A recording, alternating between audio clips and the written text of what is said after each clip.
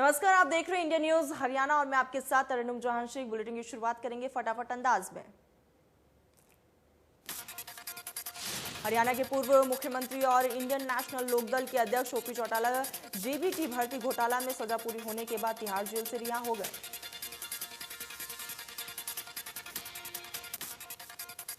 OP Chautala अपनी रिहाई के लिए तिहाड़ जेल पहुंचे। यहां कागजी कार्रवाई पूरी कर रिहाई के फॉर्म पर हस्ताक्षर किया है। इस दौरान उनके पोते करण चौटाला उनके साथ रहे।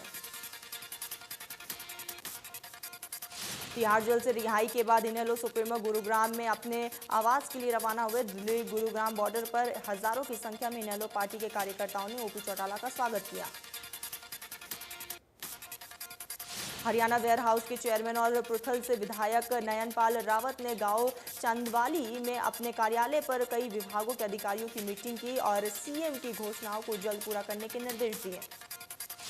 विधायक नयनपाल रावत ने अधिकारियों को चेतावनी दी है कि अगर मुख्यमंत्री की घोषणाओं को पूरा करने के कोई भी कोताही बरती तो उनके खिलाफ कार्रवाई की जाएगी। सोनीपत में नगर परिषद चुनाव को लेकर जिला उपायुक्त की मौजूदगी में 24 वार्ड का ड्रॉ निकाला गया। इसमें से पर्ची के आधार पर वार्डों का आरक्षण किया गया। इस बार महिलाओं का वर्चस्व बढ़ने वाला है। 24 वार्ड में से 11 वार्ड में महिलाएं प्रतिनिधित्व करेंगी। आरक्षित सीटों को लेकर कई वार्ड के लोगों ने आपत्ति भी जताई। कैथल में निजी अध्यापक संघर्ष समिति के बैनर तले टीचर्स और अभिभावकों ने मिलकर रोष मार्च निकाला और शिक्षा मंत्री के नाम ज्ञापन सौंपा। प्रदर्शनकारियों ने बताया कि कोरोना की वजह से सभी प्राइवेट स्कूल मार्च 2020 से बंद पड़े, जिसकी वजह से टीचर्स आर्थिक संकट से जूझ रहे हैं। सरकार से मांग है कि दोबारा से स्कूल खोले जाएं। कैथल में स्टूडेंट्स फेडरेशन ऑफ इंडिया के छात्रों ने नर्सिंग छात्र छात्राओं की शिक्षा संबंधित समस्याओं को लेकर लघु सचिवालय में नारेबाजी की और स्वास्थ्य मंत्री अनिल विज के नाम ज्ञापन सौंपा।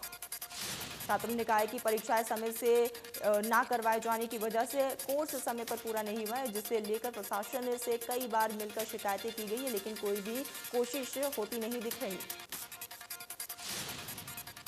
तो वही पीजीआईएमएस रोहतक में ठेके पर लगे सफाई कर्मचारी अपनी मांगों को लेकर हड़ताल पर चल रहे। कर्मचारियों की हड़ताल दूसरे दिन भी जारी है। कोरोना काल में काम करने पर 2 महीने का वेतन नहीं मिलने से कर्मचारी नाराज हैं। सोनीपत के गांव बयापुर समेत आसपास के इलाकों के किसानों को रजिस्ट्रेशन कराने के दौरान परेशानी उठानी पड़ रही है और उनकी फसल का रकबा शून्य दिखाया जा रहा है। इसी समस्या को लेकर गांव के लोगों ने इकट्ठा होकर विरोध प्रदर्शन किया और मौके पर कृषि अधिकारी को बुलाकर अपनी समस्याओं के बारे में बताया और जल्द समाधान की मांग की। किसानों ने कहा है कि वे धान की खेती करते थे। सरकार और कृषि विभाग के अधिकारियों के जागरूक करने के बाद उन्होंने मेरा पानी मेरी विरासत योजना से जुड़ने के लिए धान छोड़कर कपास उगाया, लेकिन उनका रजिस्ट्रेशन योजना के तहत नहीं हो पा रहा है। सोनीपत में जिला उपायुक्त के जरिए भारतीय किसान संघ के पदाधिकारियों ने मुख्यमंत्री के नाम ज्ञापन सौंपा और पेट्रोल डीजल की कीमतें कम करने और किसान की बिजली के पेंडिंग कनेक्शन धान का न्यूनतम मूल्य बढ़ाने की मांग की। किसान संघ ने कहा है कि 2 साल से पेंडिंग बिजली के नए कनेक्शन पैसे जमा कराने के बाद भी किसानों को नहीं दिया गया है। गन्ने की बकाया पेमेंट की भी मांग की गई। करनाल में सुरक्षा सूचना तंत्र और ट्रैफिक व्यवस्था हाईटेक होने जा रही है। स्मार्ट सिटी प्रोजेक्ट के तहत करीब 157 करोड़ की लागत से ट्रैफिक सिग्नल्स और सिक्योरिटी कैमरे लगाए गए। निगम कार्यालय में बने integrated command and control centre से शहर के चौक चौराहों और बाजारों पर नजर रखी जाएगी। कंट्रोल रूम से सरकार और प्रशासन की सूचनाएं डिजिटल माध्यम से लोगों तक पहुंचाई जाएगी। देश में कोरोना मामलों में लगातार गिरावट दर्ज की जा रही है। 24 घंटे में 46,000 से भी ज्यादा नए कोरोना के केस सामने, 853 मरीजों की मौत। दूसरी लहर के बीच अब देश में एक्टिव केस 5 लाख से ज्यादा। कोरोना मरीजों के ठीक होने की रिकवरी रेट में बढ़त देखी गई। 24 घंटे में 54,000 मरीज रिकवर हुए। महाराष्ट्र में कोरोना के केस लगातार कम हो रहे। एक दिन में महाराष्ट्र में कोरोना के 9,195 नए मरीज मिले, जबकि 8,000 कोविड मरीज ठीक हुए। 252 मरीजों की जान चली गई। दिल्ली में 24 घंटे में 53 से भी ज्यादा केस मिले हैं। 4 मरीजों ने दम तोड़ दिया। दिल्ली में अब एक्टिव केस 1,000 से ज्यादा। प्रदेश में कोरोना के 85 नए केस सामने आए। 24 घंटे में 15 लोगों की जान चली गई। 127 से भी ज्यादा मरीज ठीक हुआ। अब एक्टिव केस 1,000 से ज्यादा। कांग्रेस नेता राहुल गांधी ने ट्वीट कर केंद्र सरकार को निशाने पर लिया। लिखा है कि जुलाई आ गया लेकिन वैक्सीन नहीं आई। भिवानी में भीषण गर्मी में पुलिस सुस्त तो लोग बेपरवाह दिख रहे। चौक चौराहों पर पुलिस मुस्तैद होने के बाद भी लोग बिना मास्क के दिखाई दे रहे। पुलिस ने लापरवाह लोगों के चालान काटे। देश में महंगाई दिन पर दिन बढ़ती जा रही है और ऐसे में जनता काफी ज्यादा परेशान है। पेट्रोल के दाम एक बार फिर से बढ़े। राजधानी दिल्ली में 1 लीटर पेट्रोल 35 पैसे लीटर महंगा हो गया। पेट्रोल के दाम बढ़ने के साथ अब दिल्ली में पेट्रोल 99.16 रुपया हो गया है। डीजल के दाम में भी बढ़ोतरी नहीं हुई है। अभी दिल्ली में डीजल 89.18 रुपये प्रति लीटर है। महंगाई ने आम आदमी की कमर तोड़ दी है। पिछले कुछ महीनों में घर में इस्तेमाल होने वाली कई चीज़ों की कीमत में उछाल आया तो दूध की कीमत में भी बढ़ोतरी की गई, जिससे आम आदमी से लोग लेकर दुकानदार सभी नाखुश नजर आए। होलसेल व्यापारी ने बताया कि कॉस्मेटिक आइटम में पिछले 2 से 3 महीनों में 10 से 15% इजाफा हुआ और इसका असर छोटे दुकानदार से लेकर व्यापारी पर भी पड़ रहा है। दुकानों पर कम ग्राहक पहुंच रहे हैं। दिल्ली में गर्मी ने 90 साल का रिकॉर्ड तोड़ दिया। 3 दिन से जबरदस्त लू का प्रकोप झेल रही दिल्ली के मंगेशपुर में तापमान 45.2 डिग्री पर पहुंच गया। नजफगढ़ में 44 डिग्री और पीतमपुरा में 44.3 डिग्री रहा। मौसम विभाग ने दिल्ली में हीट वेव का ऐलान कर दिया है। मानसून में देरी से गर्मी का कहर जारी रहने का आसार है। लू में गर्मी के लोगों का जीना मुहाल कर दिया है। महिलाएं मुंह पर कपड़ा ढककर निकलने को मजबूर है। मौसम विभाग के मुताबिक अगले कुछ दिन बारिश की संभावना कम है। जुलाई के पहले सप्ताह में मानसून दस्तक देने शुरू कर जाता है, लेकिन इससे पहले प्री मानसून की बेरुखी ने किसान और आमजन को परेशान कर रखा है। कृषि विभाग की रिपोर्ट के मुताबिक इस बार जून के महज औसतन 22 mm बरसात की दर्ज की गई है, जबकि पिछले साल जिले में प्री मानसून की बरसात औसतन 49.5 mm बरसात दर्ज की गई थी। कृषि विभाग की रिपोर्ट के मुताबिक इस बार दिल्ली एनसीआर में जून के तीसरे सप्ताह तक मानसून पहुंचने की उम्मीद की जा रही थी, लेकिन परिस्थितियों में हुए बदलाव की वजह से जुलाई के पहले सप्ताह से मानसून की दस्तक होने की संभावना बनी हुई है। सीएम मनोहर लाल ने गरीब परिवारों के आर्थिक उत्थान को लेकर सरकार की महत्वाकांक्षी मुख्यमंत्री अंत्योदय परिवार उत्थान योजना को लेकर प्रशासनिक सचिवों को 6 विभागों की एक संयुक्त टीम गठित करने का निर्देश दिया। कोविड-19 की संभावित तीसरी लहर से निपटने के लिए सीएम मनोहर लाल ने स्वास्थ्य अधिकारियों को राज्य में स्वास्थ्य बुनियादी ढांचे को दुरुस्त करने के निर्देश दिए हैं। चिकित्सा तैयारियों के संबंध में बैठक की अध्यक्षता की।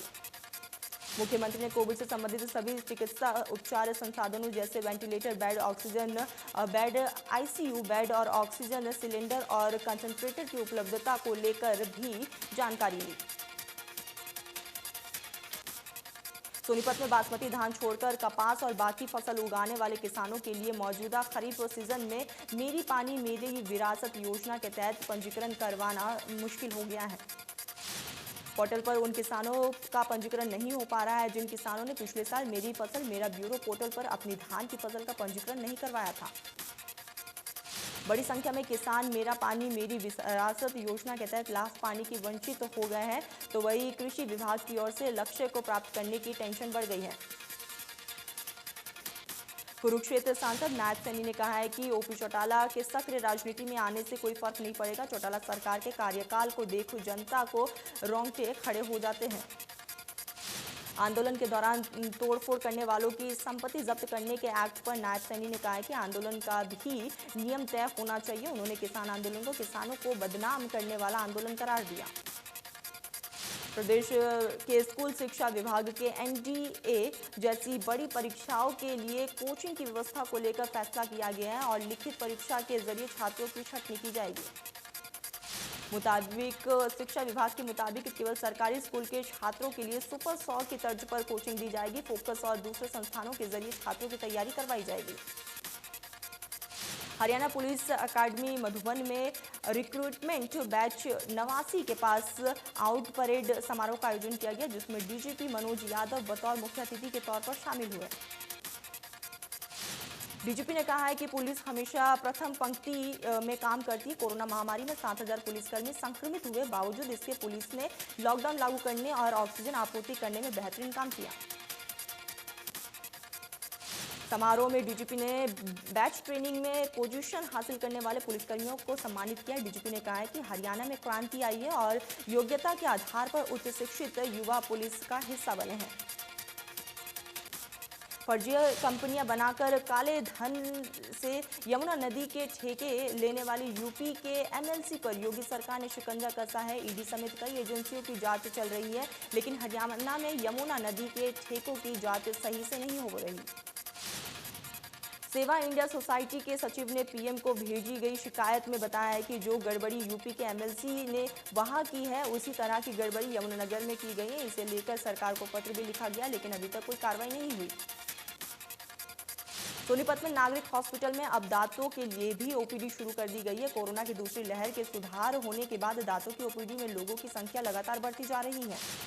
नागरिक हॉस्पिटल में दांत ओपीडी स्टार्ट होने के बाद 25 से ज़्यादा मरीज रोजाना पहुंच रहे हैं और हर मरीज का इलाज शुरू करने से पहले कोविड टेस्ट अनिवार्य किया गया है। कुरुक्षेत्र में 5 वर्षीय हितेन को मोबाइल विकिपीडिया या मास्टरमाइंड कहा जा सकता है। उसे देश विदेश के भूगोल के साथ साथ शिव तांडव स्तोत्र और संस्कृत के मंत्र भी याद है। हितेन के माता पिता का कहना है कि हितेन बचपन से ही मेधावी है, उसे जो भी याद करवाओ वो भूलता नहीं है। उसके इस हुनर को वो तराशने में लगे हैं। झांसी में पानी के टैंक में डूबने से 2 भाइयों की मौत हो गई है। दोनों भाई पानी लेने गए थे। अचानक से एक भाई टैंक में पैर फिसलने से गिर गया, जिसे बचाने के लिए कोशिश में दूसरे भाई की भी मौत हो गई। पानीपत पुलिस और CWUC की टीम ने बिहार की मधुबनी पूर्णिया में जनपद से 5 नाबालिग बच्चों को बरामद किया है। बच्चों को तस्करी कर पानीपत के रास्ते लुधियाना लेकर जा रहे थे।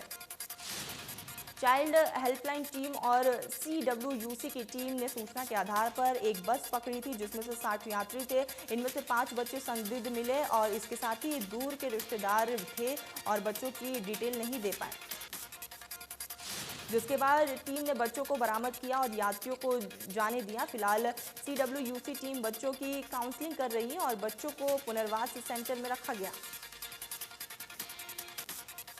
CWUC टीम ने बताया है कि बचपन बचाओ आंदोलन संस्थान ने इनपुट मिला था कि लुधियाना में बच्चों को तस्करी करके लेकर जाया जा रहा है। पानीपत टोल पर नाका लगाकर चेकिंग की गई। गुरुग्राम के मानेसर सेक्टर 11 में शराब कारोबारी गुरबीर पर एक शख्स ने ताबड़तोड़ फायरिंग कर दी। शख्स कारोबारी अपने साथियों के साथ ठेके पर बैठकर शराब पी रहा था। फायरिंग के दौरान ठेके में बैठ के शराब कारोबारी जान बचाते हुए सीसीटीवी में कैद हो गया। वारदात में शामिल 4 बदमाशों के खिलाफ मानेसर सेक्टर 7 पुलिस थाने में केस दर्ज किया गया। पुलिस की माने तो दोनों शराबी कारोबारियों में वर्चस्व के विवाद को लेकर रंजिश चल रही थी। शराब कारोबारी गब्बू सरपंच की शिकायत पर मामला दर्ज कर तफ्तीश शुरू की गई। चंडीगढ़ में ट्रांसपोर्ट चौक पर कार और लोडिंग ऑटो के बीच जबरदस्त टक्कर हो गई, जिसमें ऑटो में सवार एक व्यक्ति की मौके पर ही मौत हो गई। हादसा उस वक्त हुआ जब लोडिंग ऑटो मंडी से सब्जियां लोडकर बापू धाम के रास्ते होते हुए ट्रांसपोर्ट जीराकपुर जा रहा था। इसी दौरान पीजीआई की तरफ से तेज रफ्तार से आ रही कार ने टक्कर मार दी। आरोपी कार चालक मौके से फरार हो गया। करनाल पुलिस की CIA शाखा ने 3 लुटेरों को गिरफ्तार किया। तीनों पर 15 लाख रुपए के गहने लूटने का आरोप है। पुलिस ने बदमाशों के पास से 2 किलो चांदी बरामद की है। करनाल के कटाबाग गांव के पास पिछले दिनों सराफा कारोबारी से 20 तोला सोना और 3 किलो के करीब चांदी लूटी गई थी। उनके बैग में करीब 15 लाख रुपए की ज्वेलरी भी थी। पिस्तौल के दम पर लूट की वारदात को अंजाम दिया गया था। पुलिस के मुताबिक ज्वेलरी बाप बेटे के लूट की वारदात को अंजाम दिया गया था, जो गांव-गांव जाकर फेरी का काम करते थे। पुलिस ने इस वारदात को अंजाम देने वाले 3 लुटेरों को गिरफ्तार कर लिया है। 3 में से 2 आरोपी करनाल के गांव के रहने वाले हैं, जबकि एक आरोपी गुरुग्राम का रहने वाला है। इनकी दोस्ती सोशल मीडिया के माध्यम से हुई थी। लुटेरों से पूछताछ के दौरान बताया है कि उन्हें अमीर बनने का शौक था। पुलिस ने तीनों आरोपियों को पुलिस रिमांड पर ले लिया है। उनसे पूछताछ करके बाकी लूट का सामान बरामद करने की कोशिश की जाएगी। रोहतक झज्जर सीमा पर आसंडा गांव के पास सर्विस स्टेशन चलाने वाले युवक की गोली मारकर हत्या कर दी गई। कार में सवार होकर आए 3 हमलावरों ने वारदात को अंजाम दिया।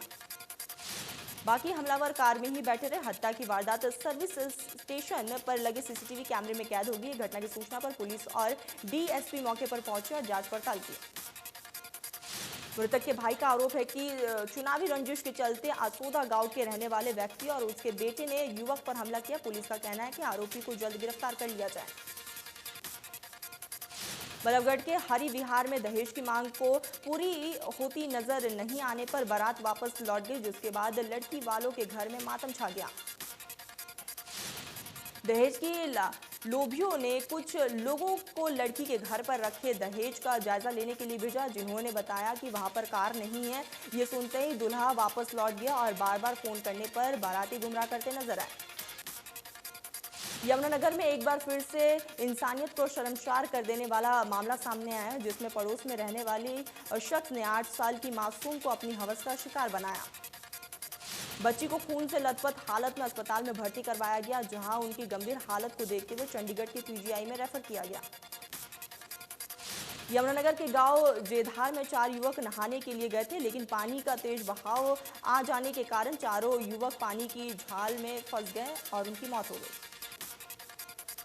एक युवक ने पानी से बाहर आकर गांव वालों को सूचना दी। गोताखोरों की मदद से बाकी युवकों को बाहर निकाला गया, लेकिन डॉक्टर्स ने उन्हें मृत घोषित कर दिया। एसबीआई के स्थापना दिवस पर फरीदाबाद में पौधारोपण किया गया। मुख्य अतिथि रहे एसडीएम ने पौधारोपण कर कहा कि पौधारोपण कर एसबीआई जागरूकता का काम कर रहा है। एसडीएम ने कहा कि सकारात्मक सोच के साथ सभी को अपनी जिम्मेदारी निभानी चाहिए। इस दौरान एसबीआई बैंक के स्टाफ को एसडीएम ने शुभकामनाएं दी। टोक्यो ओलंपिक में जाने वाले भारतीय मुक्केबाज टीम के सबसे अनुभवी मुक्केबाज विकास कृष्णा इन दिनों इटली में टोक्यो ओलंपिक की तैयारी में जुटे हुए हैं। भिवानी के मुक्केबाज विकास कृष्णा को 2008 की बीजिंग ओलंपिक और 2012 के लंदन ओलंपिक का अनुभव है। टोक्यो ओलंपिक में उनसे देश को पदक की उम्मीद है। झुग्गी बस्ती से निकलकर माउंट एवरेस्ट पर चढ़ाई करने का सपना देखने वाले पर्वतारोही हुकुमचंद उर्फ चांद माही अपने इस अभियान के लिए रूस रवाना हुए। रूस के मिनरल वाडा शहर में माउंट एल्ब्रुस के नाम से प्रसिद्ध यूरोप के सबसे ऊंची 18,500 फीट की चोटी को चांद माही को फतेह करना है।